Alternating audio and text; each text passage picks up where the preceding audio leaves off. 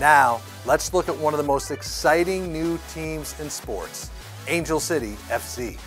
I got a chance to talk with 3 of the leaders of the organization: team president Julie Uhrman, founder and well-known actor Natalie Portman, and the lead founding investor, Alexis Ohanian. It's great to have all 3 of you with us.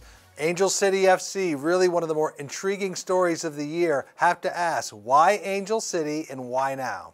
I'm a huge sports fan. I grew up playing basketball my whole life. I am a big fan of the NFL, Formula One, and now soccer. And so the idea to marry my love of sports and my entrepreneurial nature was really a dream come true when Uhrman and Natalie Portman asked me to lead the project to build Angel City Football Club and even see if we could bring it to market, given the fact that we were approaching it so differently than way traditional sports teams owners approach franchise ownership or buying an existing team. Well, it's been such an incredible journey to get to work on this project with a group of just insanely talented, interesting women across industries. That was really largely born out of the Time's Up movement, because it was the first opportunity I had ever in my life to congregate with women who are leaders in many different industries. And so as women from sport and technology and business and entertainment and medicine and advertising, all different points of view gathered, we had the opportunity to hear about some of the challenges and some of the creative solutions to so many of the things that we've been facing in our separate industries that often look very similar. And so when I heard Abby Wambach speak at one of our conferences, I saw that women's sport was just incredibly undervalued, incredibly amplified, really not getting the visibility that these athletes deserve, the sponsorship that these athletes deserve, certainly not compared to their popularity. And particularly in the US, which we have the best players in the world and the most popular sport in the world, it just seems insanity that the sports journalism isn't covering the women's soccer players as much as they should be, and that the networks aren't broadcasting their games as much as they should be, and that, of course, the players themselves aren't getting the respect and the amplification that they deserve, because they are just so incredible. So we are super enthusiastic about bringing a professional women's soccer team to Los Angeles, which is Angel City FC. And we are so excited. We have an amazing group of women who are predominantly women and also some wonderful men supporting us as investors and as just really believers in the mission. I knew of the Women's World Cup team. I just knew generally, oh, they're the best in the world. Like, they're just amazing. And that's just, that was it. That was all I really knew. And my friend turns to me and he's like, no, you don't understand. They're just next level amazing. And I'm like, okay, but where do they play when they're not in the World Cup?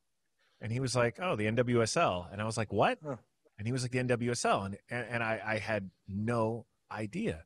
And once I started actually doing the work and I started mouthing off on Twitter, because I was like, how are these women so underpaid? How is this league like not getting more attention? These are like icons. They're already icons who occupy a space in our popular culture that is greater than, I mean, most esports athletes, right? We've thrown all kinds of praise, and I'm a big esports fan. I own an esports club, but we talk about that industry and all the potential and all the dollars and all the everything, and yet the average American could not tell you who the top North American esports players are. They just couldn't, right? Whereas I can just show you, I could do a pose and you know that's the Megan Rapinoe, right? I could sip some tea and you know Alex Moore. Like, that is how much these talents have transcended the sport, and yet the math wasn't making any sense. And then I just started digging in and seeing, you know, it is the product of lots of things. I mean, all the way down to even like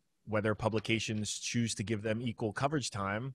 Like it's it is systemic, right? And we know this about plenty of things in our society, but women's sports is just one more area where there has just not been a level playing field. And so we're in an age now with social media where I mouth off on Twitter about this, and, you know, thousands of fans of the NWSL are like, yeah, dude, this is a big deal. Like, we're here, we're excited, we agree, like, this is what we've been fighting for so long. And it just got me thinking, and, you know, I had owners in the league starting to reach out, and I basically said, this is a massive business opportunity, and someone's going to seize it. And, you know, sure enough, I ended up meeting Julie and Nat and Kara all at a time when they were looking for someone with capital and sort of an investing and entrepreneurial background to help them get this thing going. And it was kismet. It is a different approach, and, you know, not to sound like the traditional approach would be probably a wealthy male individual worth billions of dollars being in a league and getting a franchise. Here you have so many other partners, more than 50 leaders across sports, technology, entertainment, media. That's certainly a different tact. It's absolutely different. And even before we assembled this incredible group of over 50 founding investors, there were 3 of us, and there were 3 women. The idea came from Natalie Portman. She was inspired by a talk that Abby Wambach gave about the U.S. women's national team's fight for pay equity.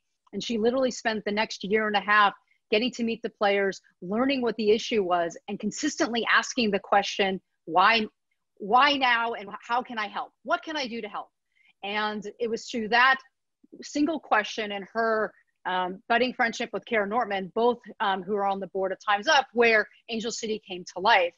And so for us, this idea of how can we help, how can we make a difference, is really what's driving Angel City and our ultimate goal of bringing mission and capital together and building an organization that has purpose, where we believe that if we combine our passion and purpose, it will lead to profitability. We are 3 founding women with no background in sports, no significant background in sports or sports ownership.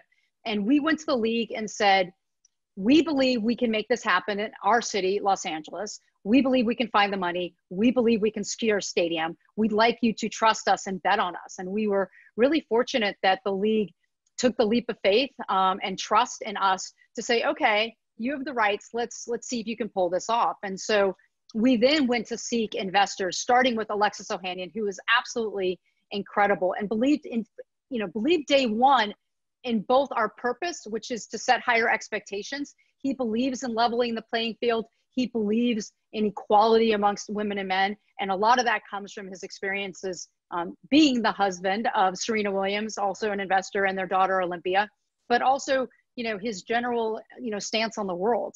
And then as a venture capitalist, right, he has to make a decision based on the fact that he is going to drive returns for his investors. I'm reminded often of how past performance is not an indicator of future success, that classic finance disclaimer. There's always someone tweeting at me about how no one cares about women's sports. And they point to some statistics about either viewership or dollars. And actually, well, during COVID, it's quite the opposite. There's an interesting, I mean, it's upsetting that women's sports are so undervalued, but it's also an advantage in starting because it's not as expensive to get into as male sports right now.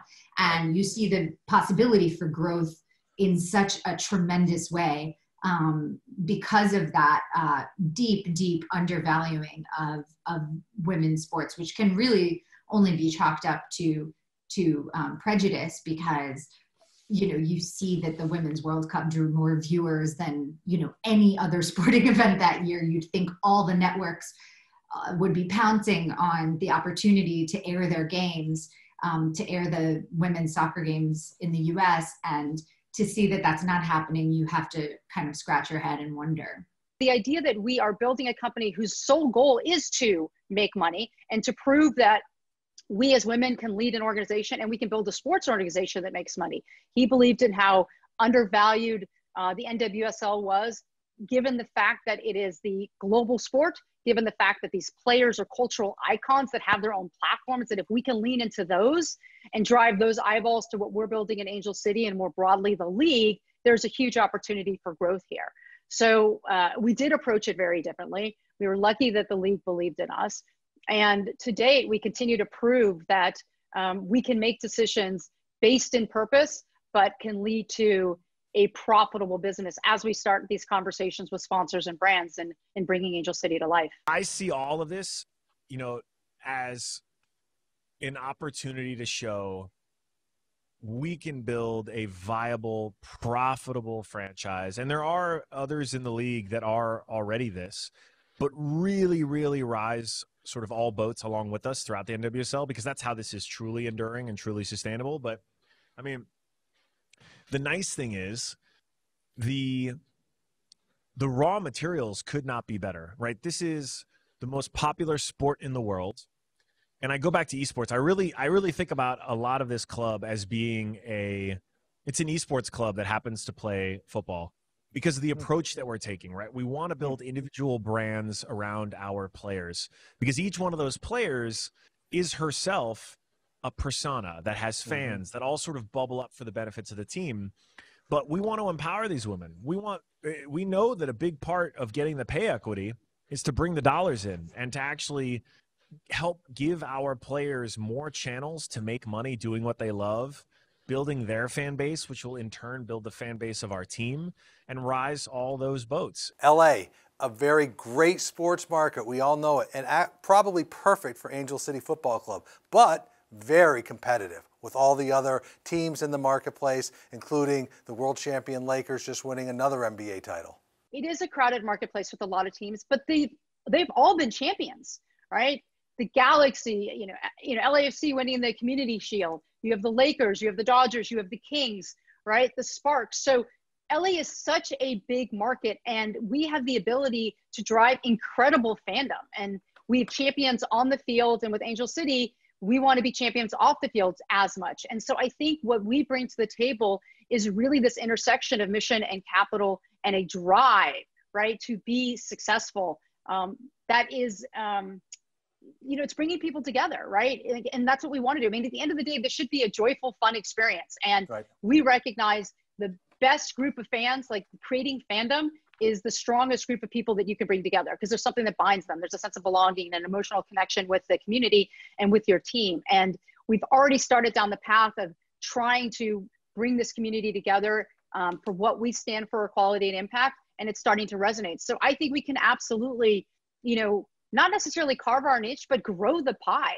We want LAFC fans to be Angel City FC fans and Galaxy fans, just as much as we want Chargers and Rams and Lakers fans to be Angel City fans. And I think we're unique in that we don't have our derby partner down the street.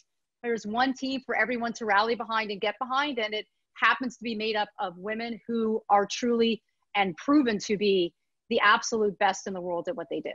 You're starting this franchise in Los Angeles, but from all indications, Natalie, it seems that you and your partners and your colleagues are really trying to focus on making this a global brand, a very powerful brand that's more than just about playing soccer on the pitch, but really extending beyond that with making a social impact, a community impact, and it seems to have almost like a larger mission than just pure sport. Absolutely. I mean, it made so much sense for us, of course, to center it in LA. The founders we're all LA residents, Southern California. We have 14 former US women's national team players as part of our investment group. And of course, many people from entertainment and my partners in the founding, Kara Nortman and Julie Uhrman. Kara is VC based in Los Angeles. Julie is an entrepreneur based in Los Angeles. So it really made sense for us to have it there. And of course, Southern California is very involved in women's soccer. It's we have 2 male professional teams, of course. So it's a very soccer loving city. And we really are hoping to inspire larger change. And so many teams have already started, new teams of investors have started approaching us in different cities about wanting to know how we did what we did, what we're planning on doing. So we're of course sharing our playbook with them, and even across sports, we have people calling us about how to do this in basketball, and of course, it's unfortunately very rare to have women-led and women investor groups. So this hopefully will be a change to just in terms of sports ownership. The huge advantage to women's professional football being still in its infancy is that there is not a there's no inertia. There's no structural legacy. A new club can really operate with some flexibility, right? It's not the huge advantage to being an upstart league relative to, like, the NFL, the NBA, all this stuff, is that you can really write a lot of the playbook as you go with a very modern approach. And by modern, I mean software, right? By modern, I mean social media. And I mean, you can see this even, I'll give you a specific example. So we, out the gate, have thought about this business as a community that happens to have a football club. And what are the ways that you build community online? What are the ways that you monetize sustainably a community online? What are the ways that you engage a community online using best practices from startups? So I'll give you a specific example. Someone buys merch from our store. I have an app here that lets me, I don't want to reveal anything too personal, but like, this is fine. That's just, okay. So I can see a little selfie video. So imagine that's my face, right? And a list of what they bought and their name. And they can write a note for us as well. And this note says LFG exclamation point, exclamation point. And so this is someone who just bought a bunch of merch from us, right? Hey, what's up? This is Alexis, one of the owners here at Angel City. And I just want to say on behalf of everyone, you are awesome. Thank you, Chelsea. You bought a ton of merch. This is your second contribution, and we're grateful for Day One fans like you. I hope you enjoy the official name on the official merch, and you'll support us for quite a long time. So LFG, let's go. Okay, and now I have that recorded video, and so I'm hitting send. So there you go, Chelsea. And I can do another one. So right, we brought in software from Day One to make the merch buying experience for Angel City FC next level, to make sure that when someone supports us, they're doing it. I mean, merch is sacred, right? It's people are giving up their torso for advertising. And so, when a team is able to get someone who is a supporter enough to like wear our merch, we should be grateful. We should be sending them a thank you video. That's, a YouTuber today with millions of fans building a brand for herself would do the same thing. And so these are best practices from nascent brands and nascent community builders that are born in the digital age. We're just finally now applying it to things that historically never got sort of first-class software and execution. So on that, Alexis, taking that one-to-one approach, so now Chelsea's going to be a fan forever and an evangelist forever, and you can build that community and build that mission from there. I mean, when you're building a business from day one, today you have to be thinking about building a community. You have to. And so here's a sports club that is, I mean, sports clubs live and die by their community first and foremost, right? We have to build a community before we even actually build a team. And so it's just natural that we use these best practices from startups. And, the first 100, the first 1,000, the first 10,000 evangelists are so important that the return on the investment is a no-brainer because, right, she's not the only one who sees it. She's going to tweet about it. Right. She's going to tell her friends. That is the kind of grassroots community building that we're going to be able to do, that we are doing literally right now. This club's only a few months old. Right. And I don't know of any, I mean, I want personally, and I said this to Julie and the ownership group, right?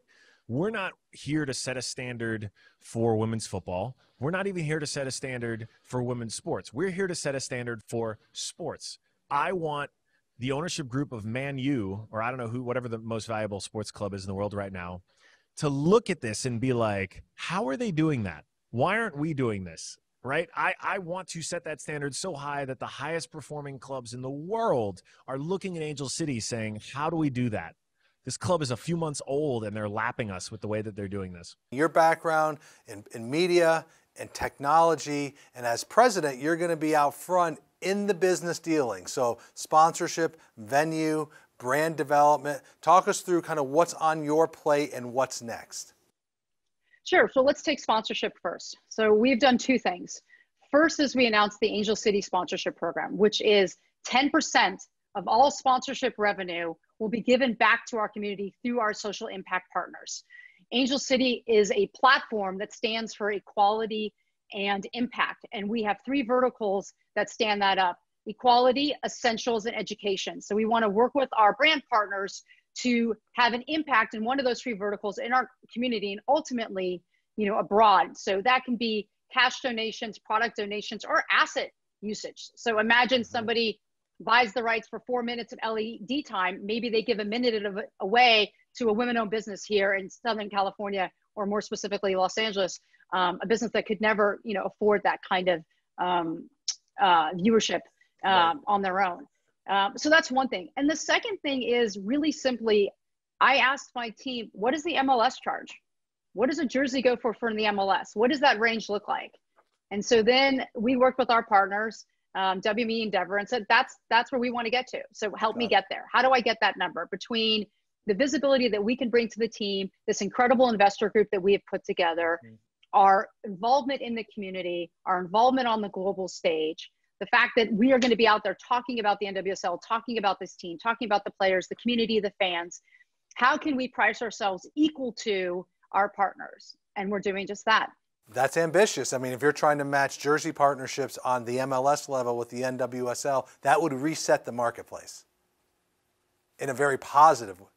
Yeah, no, we definitely want to reset it and we want to grow it. I mean, there is a range, so don't compare me to the latest deal that Inter Miami did, right? But we want to get there. And, the way that we'll get there is by providing value to our partners in the same value that we extract from them. So part of that we're doing from day one with our 10% back. But the other part of it is, how can we work with our partners in an authentic way to tell the stories of our fans, community, players, and club more broadly? And I think LA is such an incredible backdrop of entertainment, of creators, of storytellers, where I think we're in a really unique situation to bring something pretty phenomenal to this league that, you've maybe only seen, come from the Olympics. I mean, that's certainly our ambition, is to tell stories along those levels.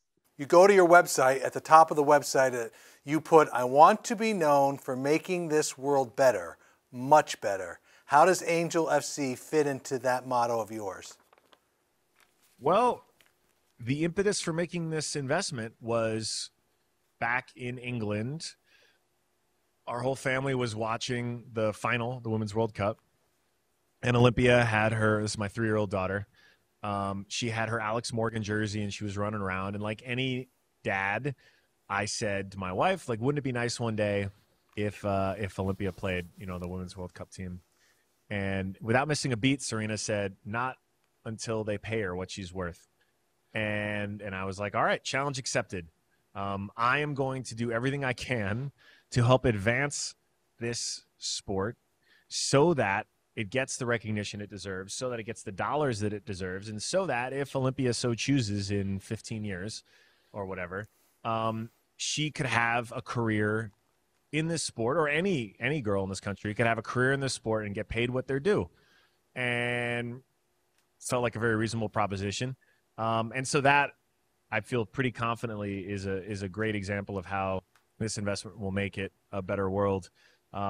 Not to mention all the values that are wrapped up into this club that I'm sure Nat and Julie were talking about. It's a movement, and I feel a little self-conscious saying it, because I realize, like, I'm the girl dad here who, I've benefited a ton from a system that, every day works to undermine women, people of color, but I want to help be a part of a solution. And investing in this club is one way to absolutely do that. And as you know, 2022 will come quickly. You mentioned the sponsorship strategy.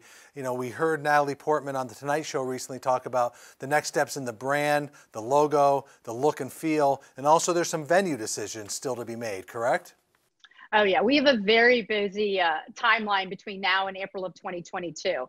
Our goal is to announce our stadium partner before the year is out, and launch a membership program for our supporters groups and our fans. In Q1, we've got a lot of ideas as far as actually bringing to market our colors and our crest, which will absolutely not disappoint. And then there's signings, right? We were going to start working on building out our soccer operations team, which includes our technical director and our coach. And then we need to add players, and there'll be more reveals as it relates to our home kit and away kit. So we don't expect to be quiet, and we expect to bring you along on this journey with us, because it's also about talking to you as we build this club. What do you like? What do you want us to do? How do you want to see us come to life? And so we are very close with our supporters groups and want to work with them as we develop and build out Angel City FC. Certainly, that's a great indicator to build that organic grassroots support, is working directly with the supporters group. I do have to ask, because I said before, your diverse background, what about the sports business? How do you like it? And what have been the key learnings so far in being a leader of a sports organization? Look, well, I'm not missing looking at click-through rates and LTV models, because we're not just trying to build an audience online. We're trying to build an audience in real life and online, and lead with purpose. So, what I love about this is that as an entrepreneur, I have always tried to bring entertainment into the world, right? I love getting behind strong creators and helping them find their audience, and then make a living doing that. I've done it with entertainment, I've done it with gaming, and now I'm doing it with sports, which is close to what my own personal preferences are and loves are. So I couldn't be more thrilled by putting my skill set to use. I am so lucky that I've built this incredible team to support me. I mean, between Alexis Ohanian and Natalie Portman, there is a large number of celebrities and entertainers who not only know how to tell stories, but also know how to build a community and how to speak authentically to your community. We have investors that come from MLS, that are MLS owners, that are NHL owners, so they understand the market of sports and the media landscape to help us navigate through that as well. So one of my lessons is really working hard to understand what all the strengths of our founding investors, our teams are, so I can really tap into them as we try to build something unique and different from the start. COVID has been really interesting because I listen to a lot of companies and have been watching everybody try to embrace sort of a new world. And with Angel City, we haven't had to change to survive, right? We've had to change to exist. We are building this club in a totally different environment where we don't even know if there will be fans in 2022. God help us, there will be, and we hope there is. But it's a very different way of, I've hired people that I've never met. I mean, I don't know how tall they are. Right? I've never seen them right below the waist. And so it's a really different way. And when you can build something on the foundation of purpose, it gives you a lot more focus, especially during these times. It's an amazing point, Julie, in the fact that you are starting a startup in a time where you've never had to make some of the decisions you're making now, scenario planning, probably parallel scenario planning, the what ifs that you have to figure out, even though it's 2 years away or less than, but it is got to be a real challenge and a test of anybody's leadership skills. No, thank you. And look, we have some great partners, as I said, in some of our investors and others that are helping us think through that. But it does let us think differently about the sport. I mean, one of the benefits of not being a legacy sports executive is that we can bring our experience from gaming and entertainment and tech and product development. How can we create a one-to-one relationship with our fans through digital and social, right? How can we connect in ways leveraging technology that has been used in other industries, but not our own? As we think about membership or seat deposits, what is special about the Patreon model that we can bring into sports that doesn't exist? And so we do have time to play around with that. We are a team that believes in taking risks and that it's okay to make a mistake, because that means we're challenging ourselves. Obviously, the goal is to learn from that and not make it again. But there's nothing off limits with us right now. And I think that's really fun. My last question for you, Natalie, is you're speaking to a group of, we call them game changers, very successful women in the sports business who have all taken real strong leadership roles in the sports business. Last question is, what message do you want them to take away from your investment in women's sports at this time? Well, I think, first of all, I would say thank you for all the contributions you've made. I am so new to this, and it's funny that I'm even part of it because I am so, ungifted anywhere athletically that it's almost funny that I have anything to do with professional sports. But so I'm in awe of everyone who has contributed so greatly to sports and, of course, to particularly to female athletics. And I think that if there's one thing is maybe to look to unlikely partners like our team, our group, because we are cross industry. We do have similar goals and similar mission around equal pay, around safe, dignified, fair, equal workplaces for women, and sports are so central to our culture that it's really an amazing trigger point, pressure point that can shift culture if we make an impact in sports. So please, like, keep going with your incredible work, and look to us unlikely partners to help amplify the incredible things you're doing. Well, Natalie, Julie, Alexis, thank you so much for your time. We'll be following you and see you down the road. Thank you so much for having me. Thank you so much. Thank you very much. Thank you. Have a great day.